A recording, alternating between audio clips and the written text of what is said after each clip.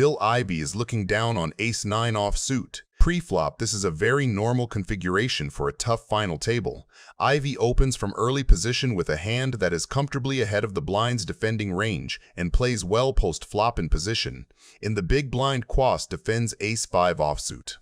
He is getting a good price. He closes the action, and against an elite but wide opener like Ivey, ace-x with a wheel card is a perfectly reasonable defend, even though it will be dominated sometimes.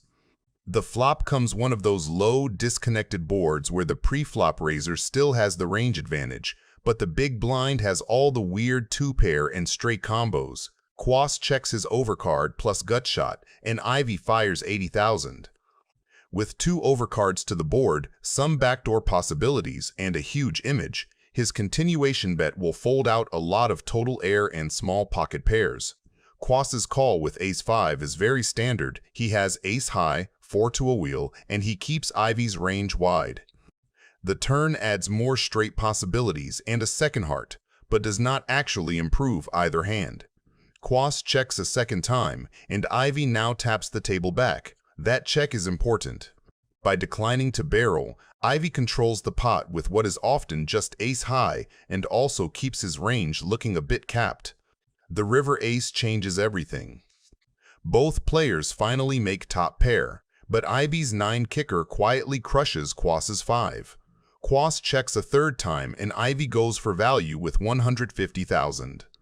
The story he tells is very believable. Missed spade draws and random floats bluffing, or an ace that played pot control on the turn and now bets for value. Sitting there with ace-5, having seen Ivey check back the previous street, Quas is almost forced to pay it off. Laak is looking down at ace-10 offsuit. How much you have, Phil, today? 100? Per pound. He's the man, right? I'll count it in a second. After this hand, I'll count it. It's okay, Phil. I don't care that much. I know you're dying to count it anyway. Pre-flop sets the stage for an intense battle between a Hollywood director and a poker eccentric. Cvetes raises to 2,000 with queens. In a full ring game, this is a premium monster, but in a battle of the blinds, it is an absolute sledgehammer. He is looking to extract maximum value from the big blind. Laak, holding ace-10 offsuit, finds himself in a mandatory defense spot. While ace-10 can be a trouble hand that wins small pots and loses big ones, folding an ace to a single raise in a heads-up scenario is simply too tight. The flop falls a Broadway-heavy texture that creates an immediate stalemate.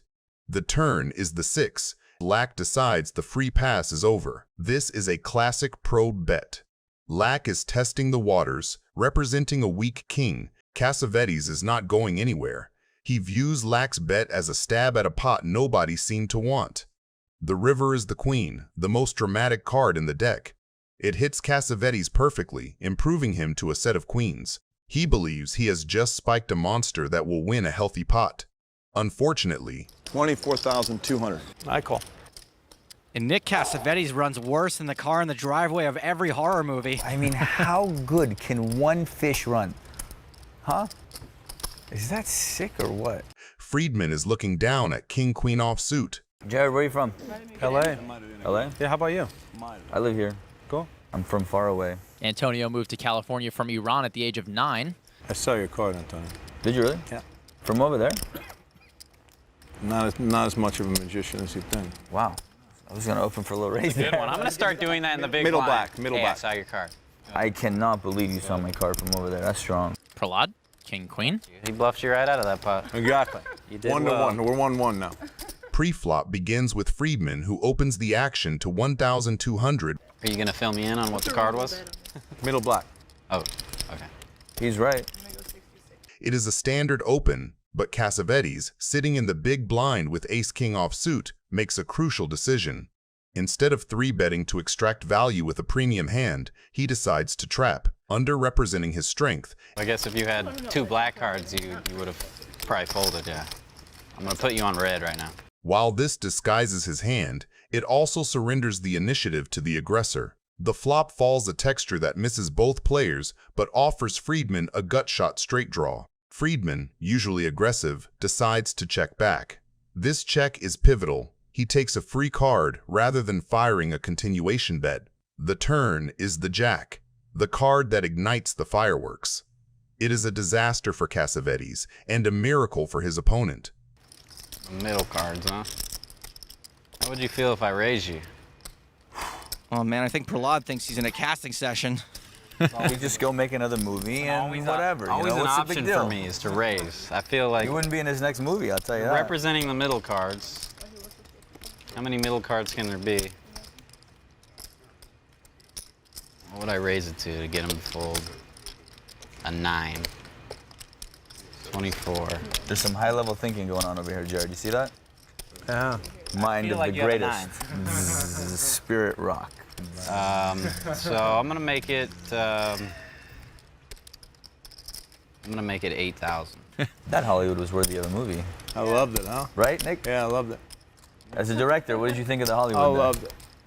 Cvetes is now in a terrible spot. Against a raise, this should be a fold, but Nick convinces himself that Freriedman is making a move. The river is the ace, the ultimate false hope card.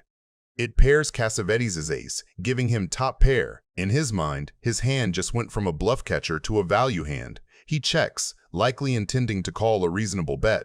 Should I Hollywood more before I bluff? How much does one need to bet? I have front row seats to this show 8, for free. That's You know? 16. 21K. Freriedman, holding the nuts, decides to go for maximum value. He bets 30,000, an overbet designed to look like a bluff. I call. Ouch. Just the nuts. Just the nuts. Good ham. Thanks. Wow, bro. Tony G is looking down at 5-4 offsuit. How does it go? Today is a good day. Oh yeah, that's the Ice Cube song? Yeah. Preflop sets the stage for a classic clash between mathematical precision and pure chaotic feel. Scott Seaver opens the action to 1,200 with pocket queens. It is a premium hand that demands value. However, waiting in the wings is Tony G, a player who thrives on making his opponents uncomfortable with unorthodox holdings. Tony looks down at 5-4 suited. Played a little ball, messed around, and got a triple-double. A hand most players would muck against an early position raise and decides to make the call. He is looking to crack a big pair or outplay Seaver on a low board. What did I just do there with my brain? Change my mind 4 That times? seems no good. Where's the confidence? To the flop. The flop comes a texture that appears safe for Seaver, but secretly connects with Tony's garbage hand. Seaver is trying to start the trap by inducing a bluff. Tony G is happy to oblige, firing 4,000 into the pot. Cannon, having missed completely, gets out of the way. Seaver, holding the overpair, makes the call. He is comfortably ahead of Tony's range, but by just calling, he allows Tony to see another card. Here we go.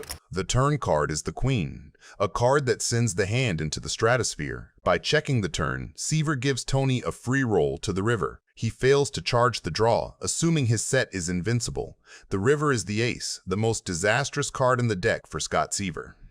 While it looks like a safe card that might have given an opponent top pair, Tony G, realizing he has backed into the nuts, fires a value bet of 10,000. Seaver now springs the trap he has been building since the flop. He check raises to 36,000, confident that his set of queens is the winner. He expects Tony to call with a worse set or 2 pair. When Tony G makes the call, the reality sinks in. If it didn't come a flush, I would have got it all in. I mean, that's how sick is that? How sick is that? How unlucky are you? It was sick for one of them. Tony G happy to pick up that. Mercier is looking down at 10 deuce suited. Preflop. This is Jason doing Jason things. There's no straddle? Opening 10 deuce suited from late position in a soft, splashy lineup. It is loose on paper but fine in practice. He has position, deep stacks, and 2 opponents who are clearly more interested in seeing flops than 3-betting him. La Liberté flatting ace-jack suited is standard. He keeps the pot multi-way with a hand that dominates a lot of Jason's opens. Vulgaris overcalls 5-4, taking the classic, see a cheap flop and try to hit something weird. The flop comes, and Mercier couldn't have asked for better. With 10 deuce, he has flopped a full house on a board that is supposed to be much better for his range than for the callers. He has all the overpairs, big tens and suited junk that connect, while the flats are capped around medium pairs and broadways. When it checks to him, his 2,300 C bet is completely standard and perfectly sized. It looks like a small, routine bet on a paired board. It keeps in 10x, pocket pairs, and backdoor draws, and it gives plenty of room to barrel. La Liberté's call is where the trouble starts. The turn brings the 6 of spades. Flushes are still possible, but the relative hand strengths have not shifted. Mercier is still sitting on the effective nuts against realistic ranges. When La Liberté checks again, Jason continues his story with 6,200. This sizing keeps his range polarized between trips, boats, and airballs. But from La Liberté's seat, it also looks like a perfectly believable second barrel with overpairs, strong 10s, or club draws. Calling again here is ambitious. He now beats only pure bluffs and some random overcards that decided to keep firing. By the river, the pot has swelled to about 21,000, and the Jack of Diamonds peels off, giving La Liberté top pair in the most dangerous way possible. It improves him just enough to pay off, but not enough to actually change where he sits in the hierarchy of hands. After a third check, Mercier goes for 15,700, a very deliberate value sizing. And he calls. Hell is that? You know. Doyle Brunson. And I got my jack at the end. 2 spades. Oh my God. The spades come against him. Hellmuth is looking down on pocket kings. Pre-flop, this is a classic clash between raw power and disguised strength. Tony G opens light, Mercier flats on the button with pocket 3s, and Hellmuth in the blind wakes up with kings. Raise pot. His raise to 8,600 is a big, old-school squeeze sizing that tries to punish Tony's wide open and isolate one player. When Tony gets out of the way and... You got a couple of hundred on and I'll play every time pre-flop. Why don't you add some more money on, Phil? I'll give you a flip every time then. See what sort of a genius you are then. Mercier calls, the dynamic is already set. Phil has defined his range as extremely strong, while Jason has a capped, small pair suited connector, looking range that wants to see flops and play poker post-flop. The flop comes down a nightmare texture for Phil, 9, queen, 3, all clubs. Mercier absolutely smashes it with bottom set on a monotone board, while Phil's overpair is in danger of being dead against any made flush or set. The turn pairs the queen, giving Mercier a full house and freezing a lot of Phil's perceived flushes. Jason checks again, continuing the trap. Now Phil feels safer. Paired boards mean fewer flushes and more chance his overpair is best. So he fires 7,000 as a delayed c-bet that targets exactly hands like 10s, jacks, or a bare club. Mercier springs the trap with a raise. That line screams polarized, either a queen, a big flush, or a bluff. With kings and the king of clubs, Phil decides to hang on and call, planning to reevaluate rivers. The river brings a 4th club, completing every possible flush and leaving full houses at the absolute top. From Mercier's seat, this is perfect. The story he has told of a strong queen or big flush is still completely consistent, and his actual hand, a full house, comfortably beats both. He jams, ripping in the rest of his stack. Come on, what in the heck is going on here? This is ridiculous.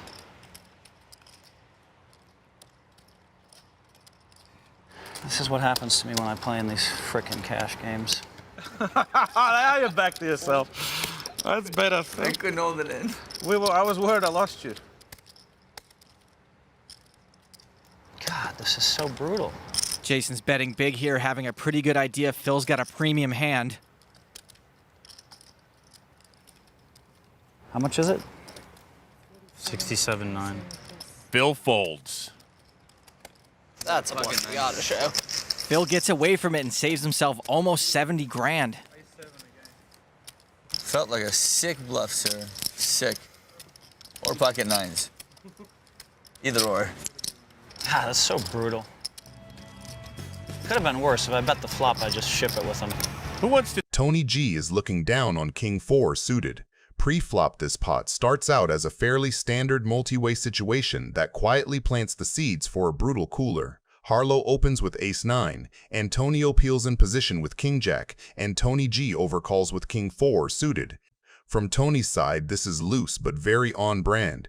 He is in there to play pots, especially deep stacked and in position on an amateur opener. Behind them, the blinds come along, and you get exactly the kind of bloated, almost family pot where dominated kings and weird suited holdings collide. Here he comes. You've been quiet, Phil. Preserving your lead.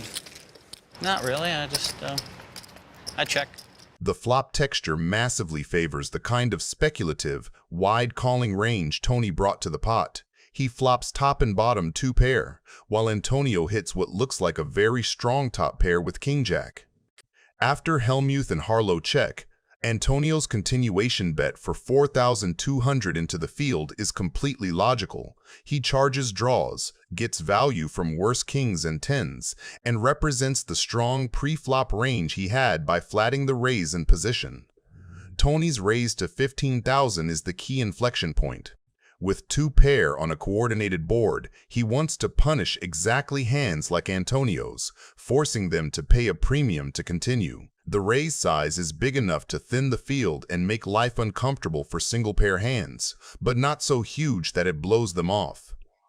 Hellmuth and Harlow correctly get out of the way. Antonio, holding top pair with a strong kicker and some backdoor straight equity, is never folding to a single raise and makes the call, likely putting Tony on king 10, a bluff, or some kind of combo draw. What do you have left? Antonio checks. You want exact count? No, it's fine. And Tony's decision to check back is deceptively strong. With 2 pair on a now even scarier board, betting again would inflate the pot against a range that has improved to many strong 1 pair plus draw hands. The river ends the hand in one swing. It gives Tony a full house, kings full of 4s, and upgrades Antonio from a strong but beatable top pair to trip kings with a big kicker. After checking twice, Antonio now leads 20,000. This is a classic value bet sizing, targeting exactly the kind of hands he thinks Tony might have slow played, queen 10 or maybe a stubborn king 9 that check turn for pot control.